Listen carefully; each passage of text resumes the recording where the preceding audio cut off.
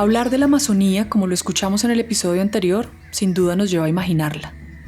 Y hay quienes al conocerla han experimentado su grandeza a todo nivel. Yo tenía una imagen tan limitada del color verde que el día que llegué a la Amazonía y me confronté con miles de tonalidades de verde, me sentí realmente muy pequeño. Es tan vasta y diversa que además de su biodiversidad y riqueza natural, la Amazonía es hogar de la sabiduría y ancestralidad cultural de más de 400 pueblos indígenas. Somos poseedores de una gran riqueza y a veces no se nos trata como tal. Una riqueza que no se ve a simple vista y que a lo largo de la historia se ha negado y controlado, desde la colonización y la llegada de misiones eclesiásticas hasta la creación de resguardos. Todos estos movimientos han generado cambios y pérdida de tradiciones. ¿Qué han significado entonces estas transformaciones para las comunidades guardianas de la Amazonía?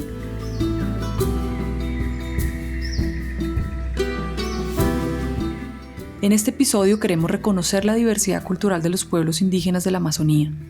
Conoceremos cómo es la vida en comunidad, la chagra y la tulpa. Nos acercaremos a entender su relación en el territorio y lo que significa el buen vivir.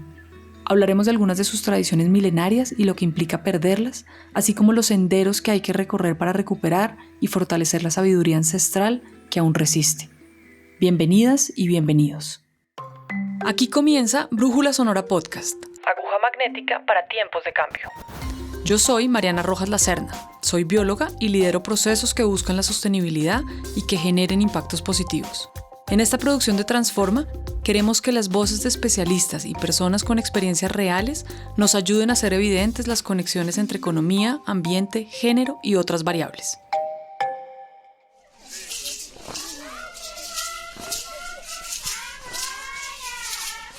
Para situarnos frente a la diversidad cultural de la Amazonía, revisemos algunos datos que a lo mejor no tengamos en mente. Según la Organización del Tratado de Cooperación Amazónica, conocida como la OTCA, en la región viven cerca de 50 millones de personas, entre las que se encuentran 420 pueblos indígenas. Dentro de su riqueza lingüística se estima la existencia de 370 lenguas, incluso se habla de más de 600 dialectos o variaciones regionales. El 20% del territorio de América Latina es territorio indígena, bajo distintas figuras. En el caso de Colombia, los indígenas somos propietarios de derecho colectivo del 35% del territorio nacional. O sea, casi 35 millones de hectáreas del territorio colombiano es territorio colectivo de los pueblos indígenas bajo la figura de resguardos. Yo soy Gabriel Muyuy Jacanamejoy, indígena del pueblo Inga de Colombia y oriundo del departamento del Putumayo, que está ubicado al sur del país. Esta referencia que nos comparte Gabriel apenas habla de uno de los 9 países que entrelazan vínculos a través de la Amazonía. En Perú, por ejemplo, el 60% de su territorio nacional es selva amazónica. Allí viven 51 etnias distribuidas en 1.786 comunidades indígenas. Esta diversidad, que es un sinfín de tradiciones, conocimientos, rituales, modos de vivir, ha puesto a la Amazonía en el interés de estudiantes y profesionales de las ciencias sociales. Hay quienes, movidos por esa curiosidad, se han dado la oportunidad de vivir la experiencia en su propia piel. Yo en realidad empecé hace más de 40 años a partir del interés que me produjeron los cursos de etnología amazónica en la Universidad Católica. Me interesé en trabajar con pueblos indígenas amazónicos y se dio la oportunidad de oro de que surgiera un trabajo para hacer investigación y trabajo de desarrollo con un pueblo indígena de la Amazonía sur del Perú, que son los Yine, en una zona muy apartada, a la cual había que llegar en avioneta, y eso me marcó, la verdad, para toda la vida, porque viví en esa comunidad durante 5 años y a partir de ahí, en realidad, fui orientando mi actividad hacia el trabajo con pueblos indígenas en la región amazónica. Bueno, yo soy Luis Román y soy un especialista en desarrollo territorial con pueblos indígenas de la Amazonía. Así como la Amazonía le tocó la puerta a Luis durante la universidad, a otras personas el trabajo las ha llevado a sumergirse en esta vivencia sensorial. Lo cierto es que esa experiencia ha transformado a quienes se han atrevido a vivirla y les ha permitido ver más allá de lo evidente. el sentido de existencia en los pueblos indígenas está marcado por su conexión con la naturaleza, y eso suena un poco en palabras vacías porque todo el mundo dice la conexión con la naturaleza como un eslogan, pero realmente se trata de entender que hay otra forma de establecer conexiones con el mundo. Mi nombre es Lina Asensio, yo estudié filosofía y he trabajado con pueblos indígenas hace al menos 8 años. Trabajo en esto porque realmente creo que tenemos mucho que aprender de los pueblos indígenas y mucho que entender de otras formas de vida. Aunque Lina ha trabajado en la Amazonía colombiana y Luis en la Amazonía peruana, coinciden en su sentir. Sin el interés de tomar la voz de estas comunidades, como ambos nos expresaron, convivir con ellas les dio la oportunidad de ver de cerca cómo se relaciona con el territorio y qué es lo que las hace diferentes. Luis nos cuenta. He recogido muchos testimonios donde los líderes indígenas y no solamente líderes, personas indígenas me dicen que el indígena se autodefine a partir de su territorio y su relación con esos recursos. No es una relación particular, individual, sino es una relación con el colectivo del territorio. Yo no quiero decir que esto sea un colectivismo, pero me estoy refiriendo a que ellos tienen una relación con su territorio, con sus lugares sagrados, con sus plantas sagradas, con las plantas que les sirven de medicina, con los productos que les sirven para alimentación, con los bosques que le dan sombra y que le dan alimento a los animales, con los animales a los que cazan, pero nunca sobrecazan, porque tienen un trato directo, personal con el espíritu del animal que los autoriza a una determinada saca o caza de animales. Y todo lo que la espiritualidad indígena tiene alrededor del territorio y los espíritus de los animales y de las plantas, es una visión holística del territorio. No está fraccionada como nosotros la tenemos por recursos, por sectores, sino está todo interrelacionado. Para comprender mejor esta diferencia, nadie mejor que Gabriel y su historia como parte del pueblo inca. Comencemos por conocer la vereda donde nació Gabriel en el sur de Colombia. Ahí donde la selva comienza a difuminar las fronteras entre sus colores. La vereda Chunga Caspi, que significa 10 palos o árboles en su lengua nativa, el quechua. Ese tiempo era una zona muy boscosa, muy productiva y había muchos animales que vivían ahí, ¿no? Yo alcancé a conocer, recuerdo, dantas, osos, tigrillos había y unos animalitos que llaman los puzumbes. Bueno, había una gran variedad. Y la gente, como digo, cuando salían los osos o los dantes, se trataba de defender en esos árboles, que eran árboles muy frondosos. Al recrear con palabras su territorio, en los ojos de Gabriel se dibuja la selva con toda su luz e intensidad y en su cara una gran sonrisa. Sin duda, crecer allí le ha dejado recuerdos y tradiciones que le llenan de orgullo y nostalgia. Nostalgia de historias que nos sirven para comprender, aunque sea solo desde la razón, cómo sucede esta conexión con el territorio. Para quienes hemos nacido y crecido trabajando la tierra, uno siente la fuerza de la naturaleza. El campesino, el indígena, siente el sentido de pertenencia, se siente parte de la tierra, que es la que le da la comida, que es la que le da el sustento, que es donde está el aire, que es donde están las aguas. Un sentido de pertenencia que difícilmente podemos construir quienes no hemos crecido enraizados a la naturaleza. ¿Pero qué hace que esta percepción sea distinta? Lina nos comparte su apreciación. La diferencia más profunda radica en el hecho de que para nosotros la naturaleza sigue siendo algo a lo que vemos y en lo que estamos desde afuera, observando, sintiendo, pensando, analizando. Para ellos es algo con lo que son y con lo que están, y que realmente no hay una división entre el hombre y la naturaleza porque no existen esas categorías.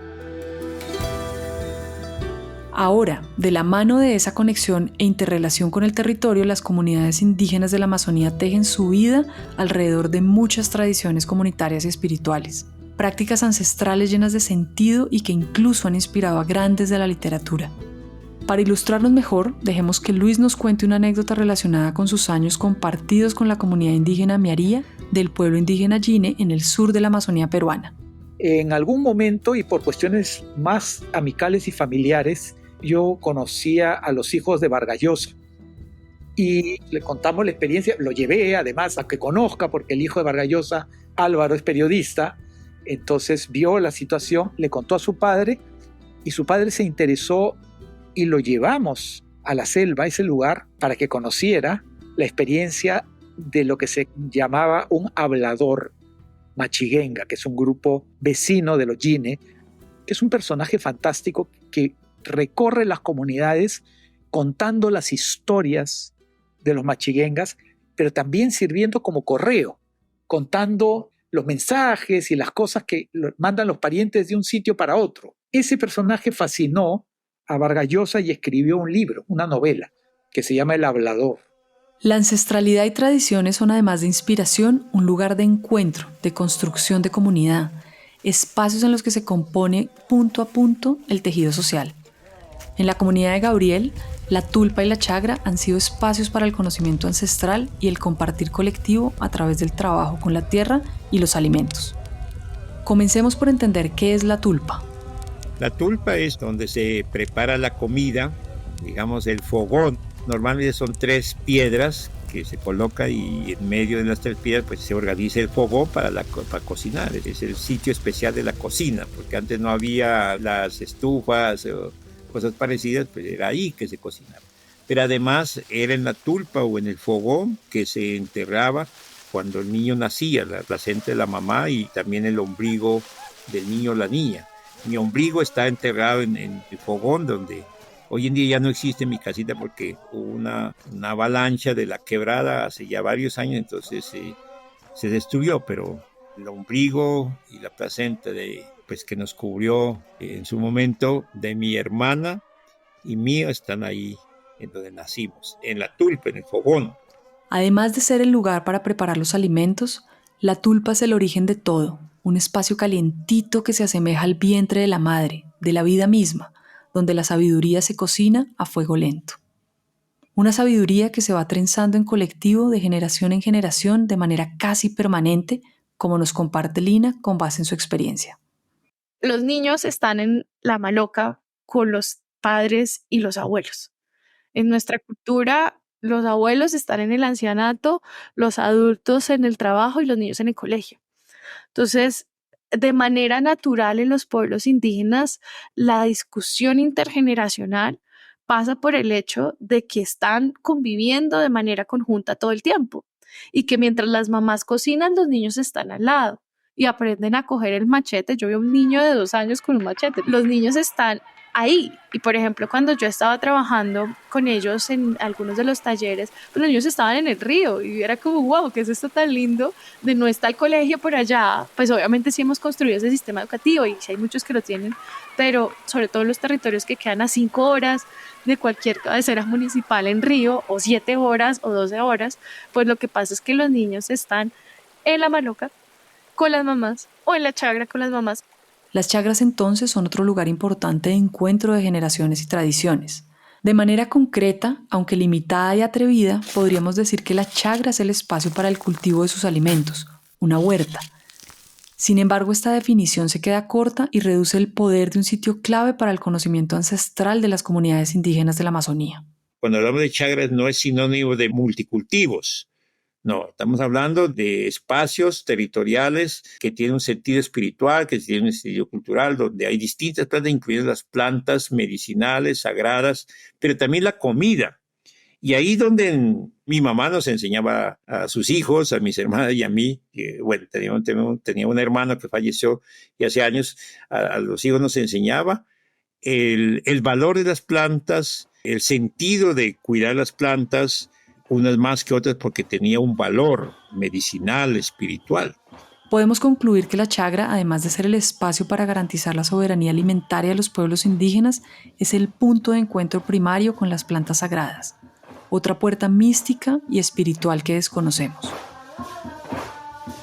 Una planta maestra, entonces, es un poco la soga que los une al mundo de los espíritus, de los antepasados, de su historia como cultura, como grupo, ¿no es cierto? Es aquello que también los proyecta hacia el futuro, les dice cuál es el camino que deben seguir, cuáles son los animales que deben cazar y cualquier otro lineamiento para su vida personal y grupal. Es un medio, es una herramienta que ellos tienen para comunicarse con los espíritus del antes y proyectarse también al futuro. Hay chamanes mujeres también, que a partir del uso de estas plantas también hacen curaciones, limpiezas espirituales, convocatoria de animales y todo un conjunto de rituales que los vinculan al conjunto del bosque. Cada planta, digamos, es una vía distinta para relacionarse con el territorio, con la naturaleza y con los seres vivos que hay en el territorio. Para aproximarnos a lo que esto significa, dejemos que Gabriel nos comparta sobre la planta sagrada que los conecta con el territorio y el espíritu en su comunidad. Nosotros los ingas somos de la cultura del yagé. En nuestro idioma sería la ayahuasca. Esa es la base espiritual, la que nos da fuerza, nos alimenta. Generalmente hacemos sesiones orientados por nuestros sabios, nuestros yachasinches, así lo llamamos nuestros sabios, nuestros médicos tradicionales, que nos acompañan, nos orientan. Nosotros, por ejemplo, en nuestra organización tenemos el Consejo de Yachasinches, que siempre están en las reuniones acompañando. Ellos normalmente no hablan, o hablan de vez en cuando, pero están ahí presentes y está la fuerza espiritual. Y se hacen sesiones de yagé, que es muy, muy serio, muy organizado, en sitios especiales, etc. Entonces depende mucho de cada cultura. Cada pueblo generalmente tiene una planta sagrada o un elemento de la naturaleza que les permite como el equilibrio espiritual, cultural en la relación hombre-naturaleza, ¿no? Todo este conjunto de tradiciones y conocimientos ancestrales nutren su cultura y son su esencia misma, una esencia diversa y llena de sentido espiritual. Siendo así, ¿cuáles son los retos a los que se enfrentan las comunidades indígenas de la Amazonía para mantener sus tradiciones y transferir su conocimiento ancestral? ¿De qué manera es posible conservar no solo los bosques, sino también su esencia y riqueza cultural? Una pausa y volvemos. Olá, soy Gustavo Andrade, brasileiro viviendo en São Paulo y me dedico al análisis de los mercados de carbono. Desde el 2021 escuché los podcasts de Transforma y se los recomiendo muchísimo. Los podcasts tienen una narrativa muy clara, son muy bien producidos y hablan de temas actuales para la conservación socioambiental en Latinoamérica. Vayan a escuchar y disfrutar los podcasts de Transforma, 1.5 grados y Brújula Sonora.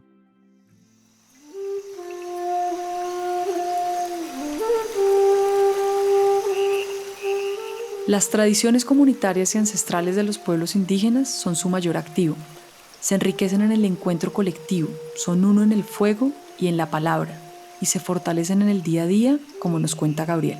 Mi bisabuelo, que se llamaba Pedro Tizoy, el abuelo de mi papá, murió de 114 años. Y él tenía la costumbre, a esa edad iba a trabajar en la chagra, y en las tardes allí en la chagra, en esa época había muchas ranitas y animalitos, entonces él iba a trabajar durante el día y en la tarde llegaba en su cinturón cargado de ranitas y le gustaba mucho cocinar o asarlos en el fogón y nos sentaba a los niños al lado de él a contarnos historias de nuestro territorio, de cómo era antes, cómo ha ido cambiando, nos daba consejos y a mí personalmente me gustaba mucho escucharlo, al bisabuelo, al abuelo Pedro, porque tenía una lucidez y una historia, pero a la vez nos iba formando al lado de él, al lado de la tulpa, y una vez que estaban listos, asaba las ranitas, nos daba de comer, eso era normalmente en la tarde, en la noche. Entonces todo eso hoy en día ha ido variando, pero pues lo vivimos, ¿no? Entonces todo eso hace parte de la naturaleza de la cual hacemos parte nosotros los seres humanos. El valor y la riqueza de estos espacios debieran ponerlos en una categoría de protección universal para preservarlos y garantizar su paso de generación en generación. Lamentablemente han sido muchos los hechos históricos que han puesto en riesgo la existencia de estos sistemas vivos de conocimiento, comenzando por los procesos de colonización y otros, como nos comparte Lina. Yo creo que hay un gran problema y tiene que ver precisamente con la llegada de las misiones eclesiásticas que rompen el primer lugar en el que tú conoces el mundo, que es el lenguaje. Entonces ellos lo primero que hacen es quitarles el idioma propio para ponerles el español, y algo que nosotros no logramos entender es toda la sabiduría que hay detrás del idioma, y más con los pueblos indígenas, en donde una palabra generalmente es una descripción de una historia. En medio de eso también hay una imposición cultural para que los pueblos indígenas sean mucho más similares a nosotros en nuestro sistema económico, en nuestro sistema social. Por otro lado, las presiones no solo vienen de la dificultad nuestra por aceptar la diferencia. Otras variables han afectado el desarrollo ancestral de los pueblos indígenas. En los últimos 40 años, los cambios en estas comunidades no han dado espera. Lo que ha habido es un aumento tremendo de las presiones externas, tanto de economías ilegales como de las propias políticas extractivistas de los países en relación a los territorios. Eso ha afectado muy seriamente el modo de vida y ha afectado mucho los derechos de los pueblos indígenas. La situación de hoy es grave en muchos lugares. El tema del acaparamiento de tierras, el tema de la afectación a los derechos y a la vida de los defensores indígenas, el narcotráfico, ¿verdad? La minería ilegal, todos los temas que son comunes en realidad a toda la Amazonía y que afectan a la mayor parte de las comunidades indígenas. También es cierto que todas estas situaciones han motivado a los pueblos indígenas a generar liderazgos en su defensa, que les permitan incidir a diferentes niveles y en diversas instancias. Ese es el caso de Gabriel, que si bien creció con pocas comodidades, su madre, una mujer inga llena de sabiduría y visión, procuró las condiciones para que se formara académicamente sin perder su identidad. Tengo un compromiso conmigo mismo y con mi pueblo, con mi causa de promover y defender los derechos de nuestros pueblos. Eso hace parte de mi plan de vida y no hay otra razón para vivir otra cosa.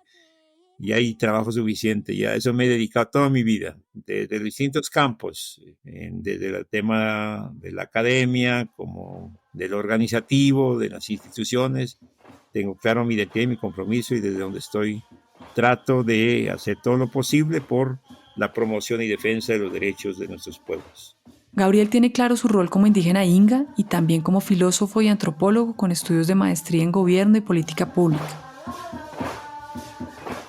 Ahora bien, además de su compromiso, lo cierto es que todo cuenta a la hora de avanzar en la creación de sistemas y políticas justas con la realidad de los pueblos indígenas y su valor cultural y ancestral.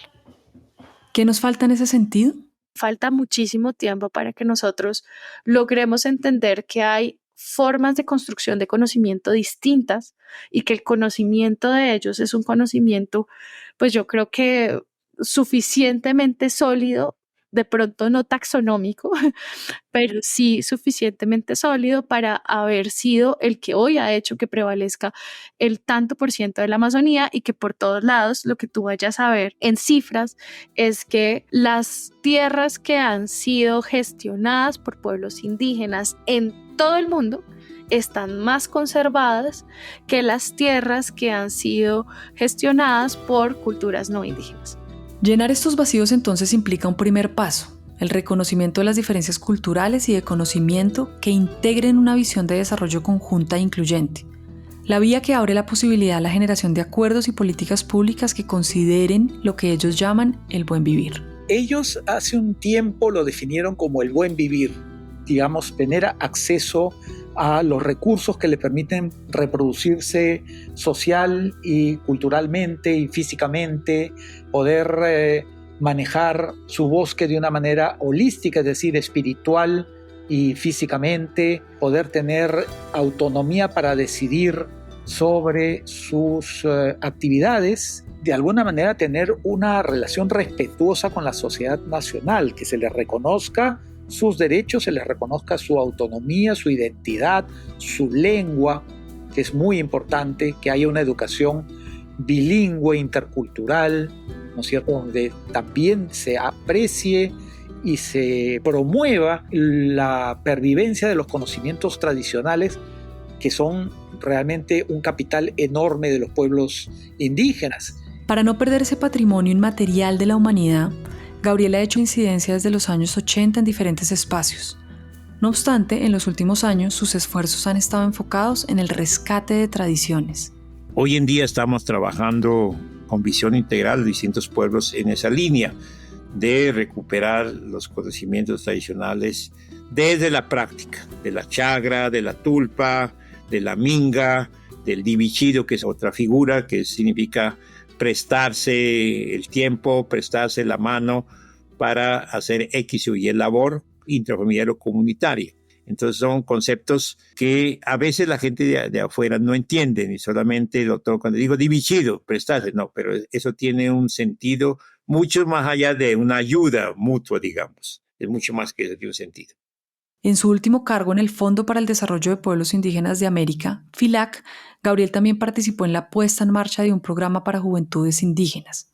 El propósito: formar durante 10 años a los jóvenes indígenas para recuperar y fortalecer la defensa integral del territorio y la Amazonía. La primera promoción tuvo la participación de 80 mujeres y hombres comprometidos con su identidad y sus comunidades. Como ya escuchamos, son muchos los puntos de encuentro comunitario a través de los que los pueblos indígenas amazónicos siembran y cosechan su identidad. Las plantas, el fuego, los animales, su lengua, la palabra consolidan todo su sistema de conocimiento y espiritualidad, un modo de vida que se hace posible en comunidad. No ha sido fácil comprender esta forma de desarrollo para otras culturas, y por eso la colonización ha dejado cicatrices evidentes en los pueblos ancestrales de la Amazonía. Sin duda, estamos en deuda. Y una manera de abonar comienza por reconocer y respetar su visión de mundo y procurar por la construcción de espacios de diálogo que respeten la autonomía de quienes son nuestro origen.